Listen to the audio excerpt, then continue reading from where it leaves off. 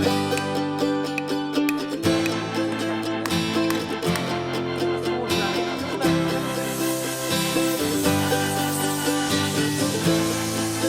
guys and girls, my name's Dan. Welcome back to the Forge. In this episode of Rough and Ready, we're going to be looking at some more tong making tips, tricks and techniques. And I don't know what else is going to be in this video because I don't know how long it's going to be. So anyway, enjoy the video and I'll catch you on the other side. Okay, if you haven't seen the previous episode where we made the bulk of these, I'm going to finish these off in this video. I definitely recommend you go and check that video out. And I'll also be giving these tongs away at the end of the video. So if you want to find out how you can win these tongs, I'll let you know how you can win them at the end. This episode we are going to be covering nib setup and rein setup, and I think they're important elements. They're not important to the point where you need to know them, but as advanced techniques, they're quite handy to have. We're also going to be talking about a slightly different offset here. This offset here for the hinge plate that gives you this really nice smooth radius. I do this slightly differently to the one I showed in the previous video. And we're also going to be talking about material isolation and how to get these nice big chunky pieces on the ends of your tongs.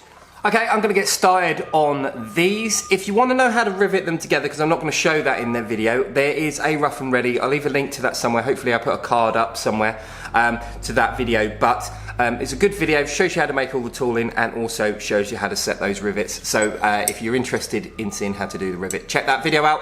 But let's get on, let's get these set up and then we can move on with the rest of the video.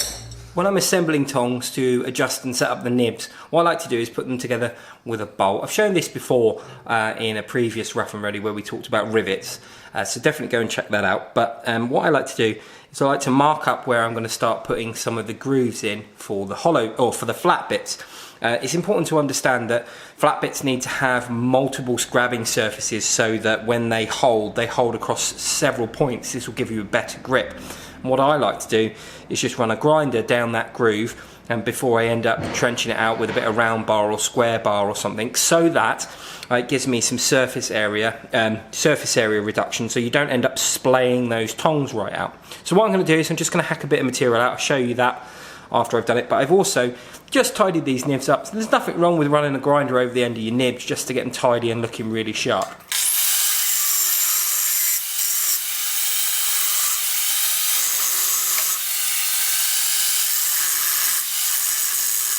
Now you could just leave these like this, ground out, but what I'm going to do is I'm just going to get some round bar when they're together and just give them a bit of a tap together and just trench those out a bit better. Right, I'm going to rivet those together and I'll show you that in a minute. Okay, so let's talk about setting these nibs up. The first thing I'm going to do is I'm going to take this bit of round bar here, I'm going to place this in that little groove that we had from before, and I'm just going to come up to the anvil. I'm just going to, whilst this is at a reasonable temperature, just going to forge that in. I don't want to go mad, and I'm not hitting super hard, but what I am doing is I'm making sure that looks really dapper and it's nice and square, just like so. Right, so I'm going to let go of that, and that should have given me a nice round piece in the centre there. Now what I want to do is I want to grab it down the middle. Now the ends on that are a bit gipping, so what I'm going to do is I'm going to get this hot again. I'm going to just chop the end off that bit of bar and I'm going to grab it down the centre as well. So I've just tapered the end of this bit of material off. I'm going to slide that up the centre there. I'm not going to go the whole way up, and that's the reason for the taper. I want to have it so that it's sort of a progressive thing that goes up. So at one point, you know, there's a flat bit at the back there, if you get me. I'm not explaining that very well, but you get what I mean. And then just at these lower temperatures, forge the sides in, pull this bar out. I'm going to turn it through 90 degrees. Okay, just like so. So what I'm going to do now is I'm going to set up the nibs. The easiest way to set up your nibs, or the easiest way I've found to set up my nibs, is to take the material that you want to hold, put it in between the jaws or the nibs of your tongs, and then grab them in a vise, hold them nice and tight, and then adjust the reins up on the back. Super simple way to set these up.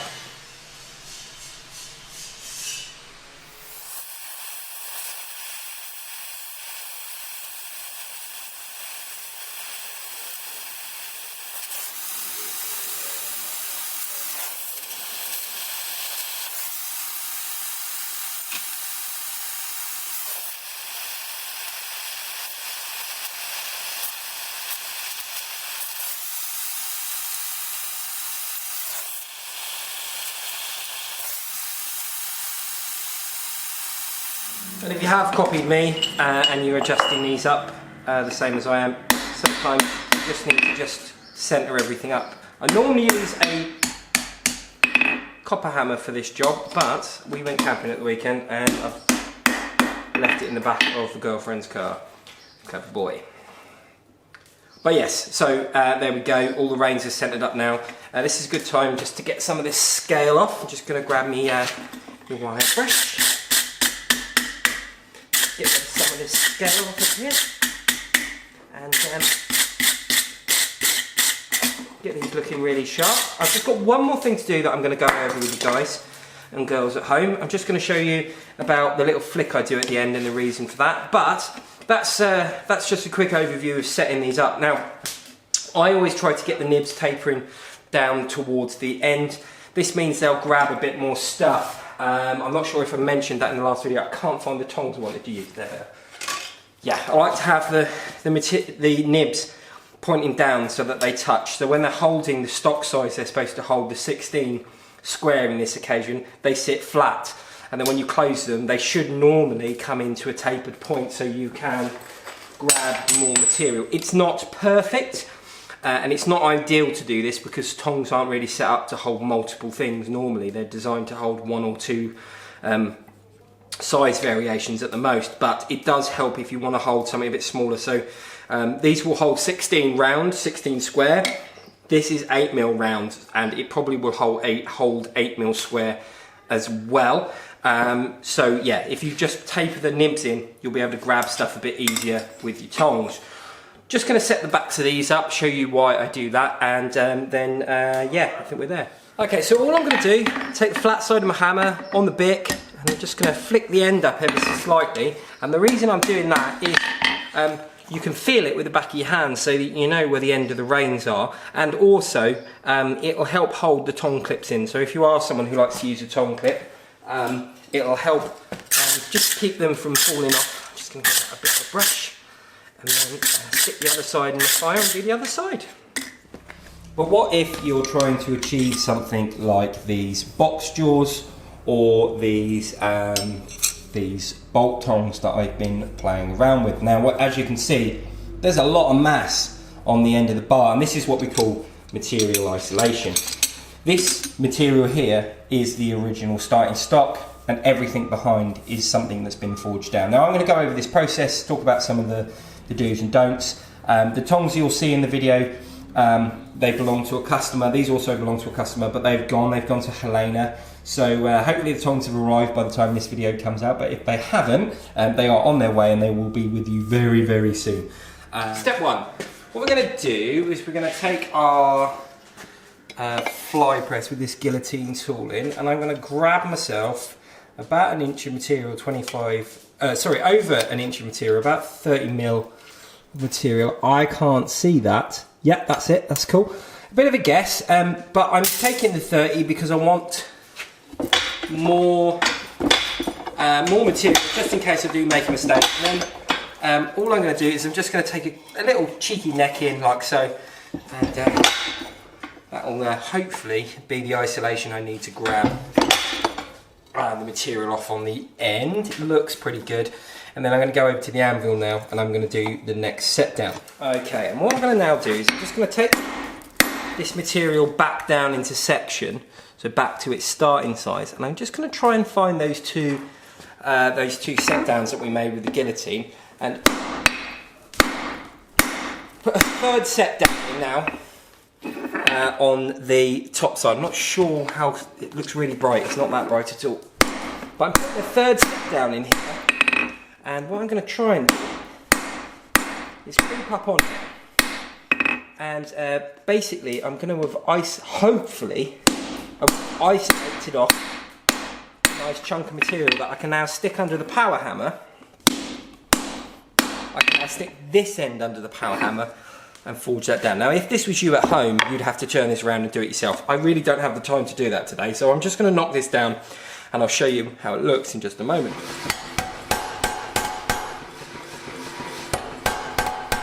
And because I am a glutton for punishment after all, I'm going to just show you what I was doing. Basically what you want to do is take material square to the size that you want it. So I want 20 20 round, so I'm going to take it to 20 square. I'm just going to walk up on that set down, turn it over. So I'm going to get all of this material brought down so that it's 20 square. This might take a minute. Take your time on this as well. If you take a couple of heats, it's no problem. It's your time, it's no one else's. And then what I'm going to do is I'm going to lift this up onto the corners and take the corners up and walk right up to that edge. And I'm going to take these down so that the corners are 1/8 of the material size each. So basically everything nice and even. And then I'm going to come up on here, but because I've got a bit of material hanging over now,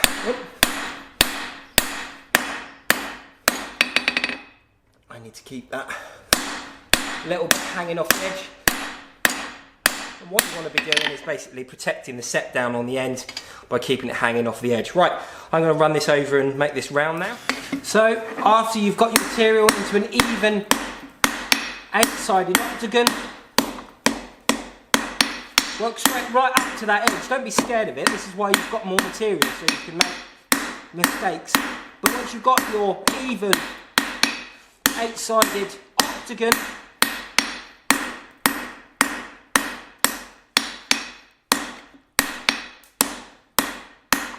what we're going to start doing is taking the corners off.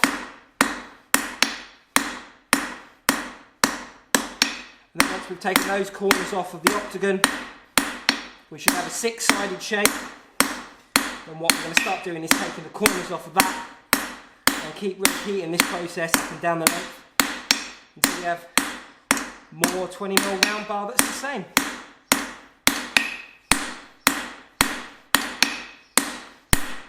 Looking good. Cool. So we should basically have material like this. Now I haven't really isolated up here very nicely. Now you can do this with a file or whatever, but what you need to do really is you need to really get in here with the toe of your hammer, especially if you're using a hammer like mine, and start developing that shoulder in.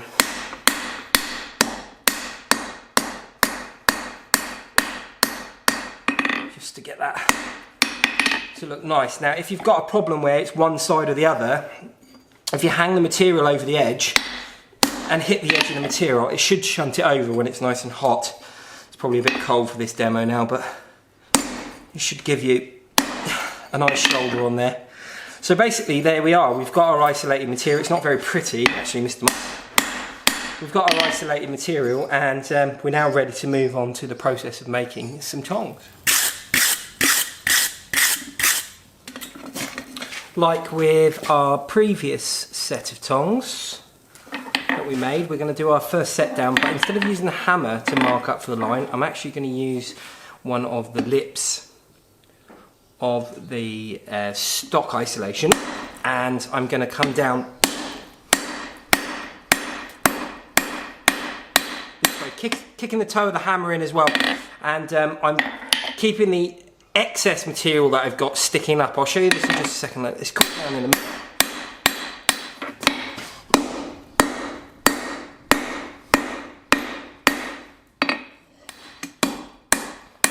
I'm just creeping up on it now with my hammer, just trying to get in there and get everything isolated off. I'm going to come over to this side of the anvil, and it's all about keeping that material that I've made myself out of the way. Just repeat this process of just setting it down. Half of the thickness of our starting stock, so we're going to bring this down to half of our original starting stock thickness, so 10mm or 5/3/8.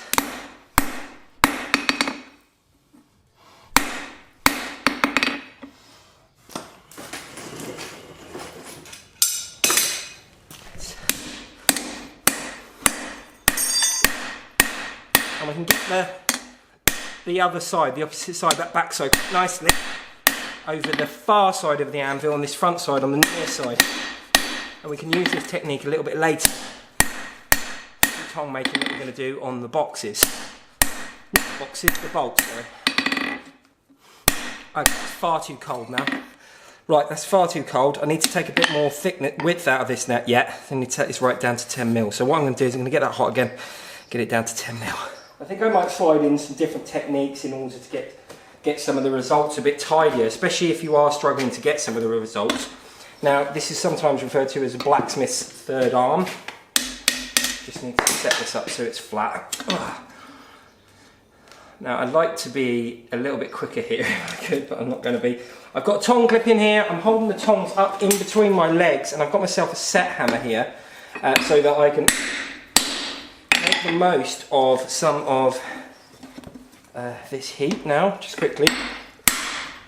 And just tidy up everything so that I've got a nice, real nice transitions and real nice set down areas. And this is pretty basic really now. Once you've got the basics of the technique down, being able to hold something in between your legs is a really good way if you haven't got a striker to get some work done. Now this doesn't work for every striking process, but you can definitely use it to do some of the work that you would normally find quite difficult. So I'm just going to straighten everything up a bit. So we're pretty much there now with our nib setup, and this that technique has allowed me to create a really lovely nib area and a really nice transition. I'll show you that just now. I'm just going to run the smaller hammer over it and tidy it up. Okay, whilst I was just tidying up just there, I did some things and I thought I haven't done that yet, so I'll just show you what I was doing. All I've tried to do is just cube up this this front nib ever so slightly, and I'm just hanging it over the edge of the anvil, and I'm striking down at an angle, and I'm just creating a little bit of a slightly tidier transition area, and then I've been flattening this down ever so slightly. And the reason for that is I just want to get these, just clean everything up just a little bit. So it just looks a touch tidier. It was looking a bit messy. And just get everything sort of where I want it. So I've told you that now. What I'm going to do is I'm going to let this cool down, and I'm going to show you it as it is now, and then what I'm going to do is I'm going to go on and finish this under the power hammer, and then once I've done that we'll go over some different pairs of tongs and talk about how to make the nibs and do some tricky stuff with the hinge plates.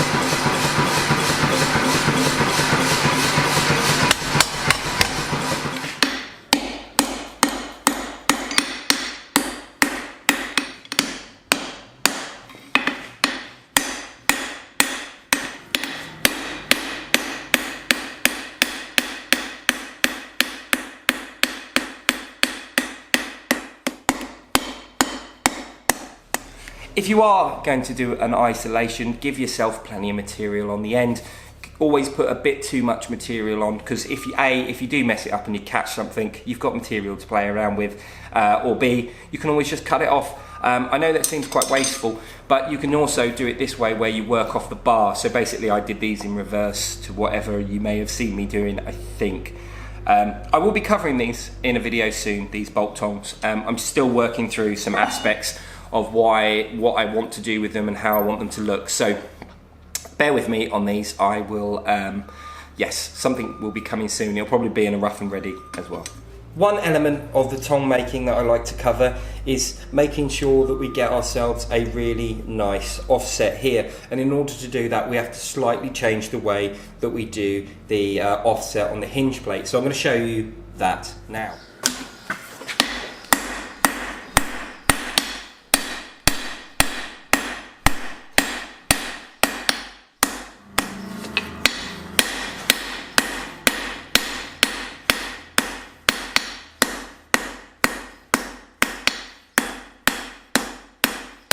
Okay, so I've got the nib on both sets of tongs now, looking the way I want to. So what I'm going to do is I'm going to line the front part of the hinge plate up with the far side of the anvil, far side from me, and I'm going to just bend the nib over so that it's at about 30 to 45 degrees. And then I'm just going to move the camera to show you what I'm going to do and get this hot again, because I think that might help. But what we're going to end up doing is we're going to come in and start producing our offset. So hopefully you'll see this. So what I'm going to do, like I did with the other tongs, is I'm going to come in at an angle and I'm going to try and hit the two into the same plane. So basically we're creating a straight line across here now. And that's going to kick our hinge up quite nicely. So I'm just going to forward it down. And what you might like to do is just lay this on the anvil face and just come in at that fixed angle and just tidy everything up, because it's a nice way to get a nice evenness to the transition. And then you should, now if you've got a little bit of a depression like I have there from the bend where the material, you can just take a rounder hammer or a fuller and just put that material in there, and it really makes all the difference to that transition. It looks less lumpy, as some northern folk might say.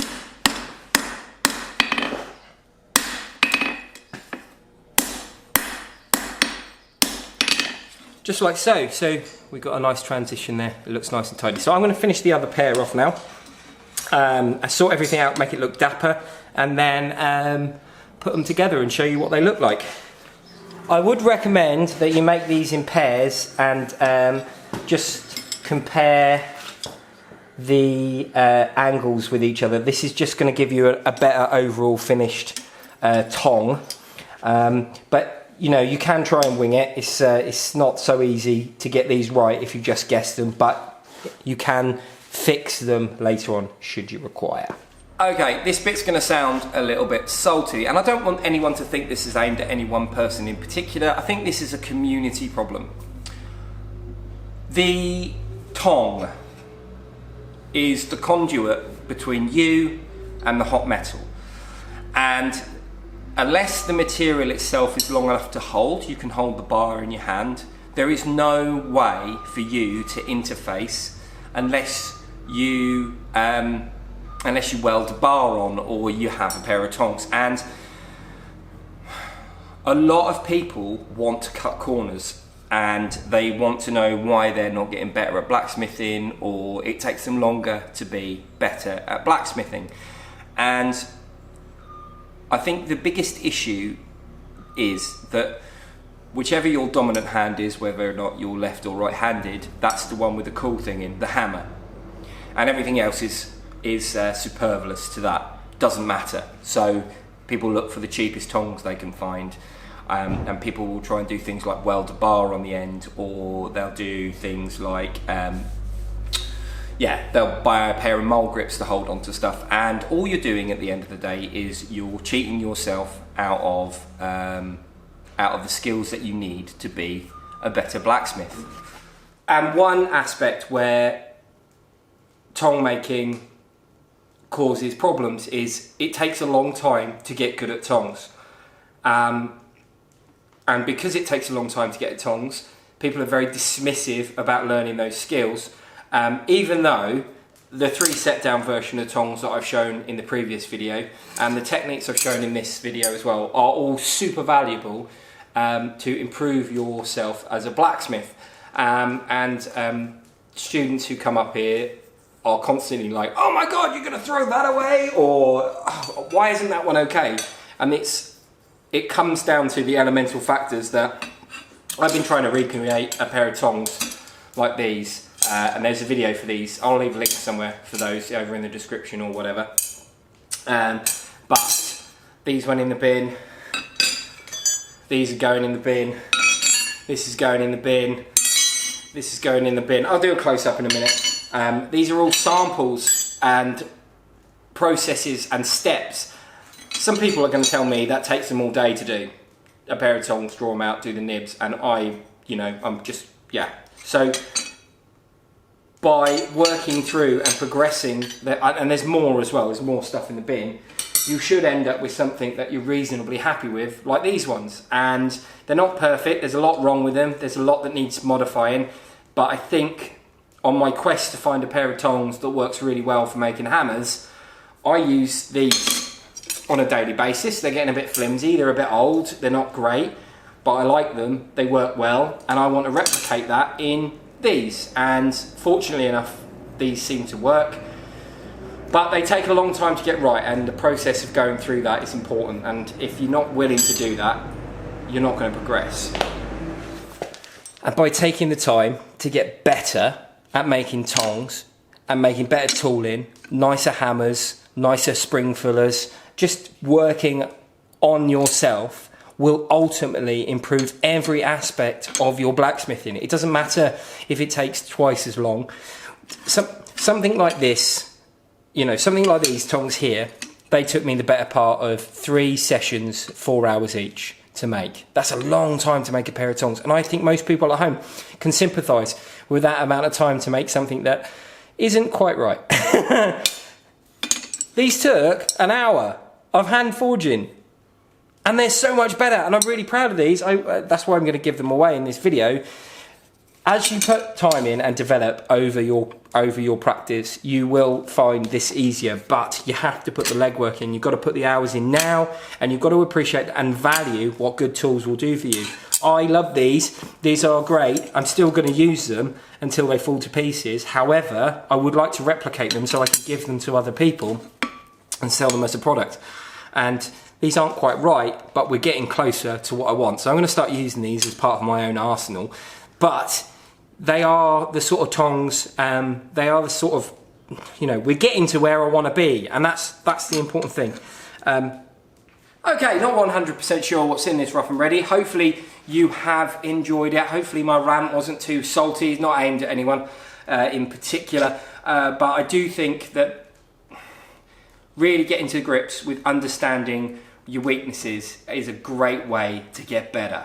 And I'm weak at a lot of things, and I need to improve across the board on almost every aspect of my blacksmithing, or I can see places that I can improve at least anyway. I know people are going to go, oh, you don't need to, but I feel I do. And there's definitely people out there that I see that make me want to get better. So I'm not sure what's in this video. I don't know what managed to make it in. I've got quite a bit of content that I need to get out as part of these rough and readies. There was supposed to be some stuff in these videos about bolt tongs. Hang on a second.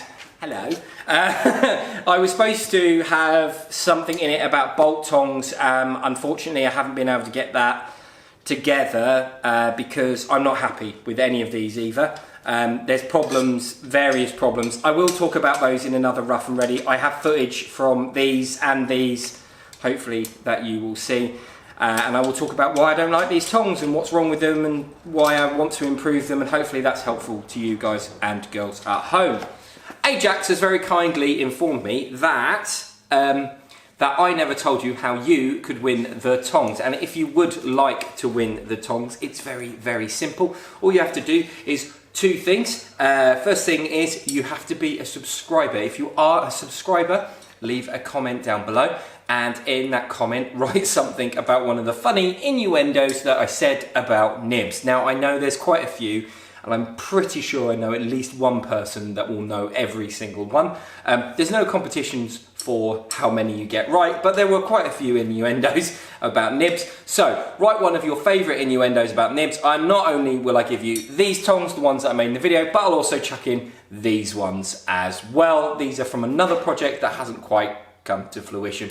Anyway, I'm gonna move on with the rest of the video.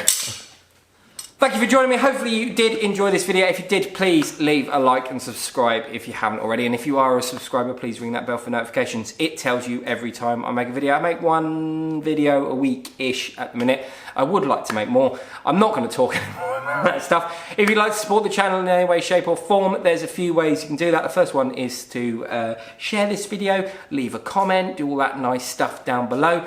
Ask me any questions. If you leave a comment, you're in for and subscribe, you're in for a chance to win those tongs. You could go over to my Instagram and follow me there. I post stories occasionally, and I also put stuff up on the grid. Or you could go over to my Etsy and buy something at the Etsy. You can get your hands on all these really cool tongs that I sell over there. There's stock. We've got the new stock, and also I've got supplies of steel in the States to reduce the price of the shipping, make a better deal for you guys out in America if you want to get hold of those. So go and check out the Etsy, because all the prices and everything are sorted out on there, really tidy. There's t-shirts, all that jazz and stuff, and that's a great way to support the channel. Also, you get something made from this workshop, which is really cool. I think that's everything. I'm going to leave the video there. Thank you so much for joining me. I'll leave a link up here to a video that YouTube thinks is good for you. This down here is the most recent video, and down here should be the previous Rough and Ready, which relates to more tong making. People seem to really have liked that one, and that's the subscribe button. Thank you so much for joining me. Goodbye.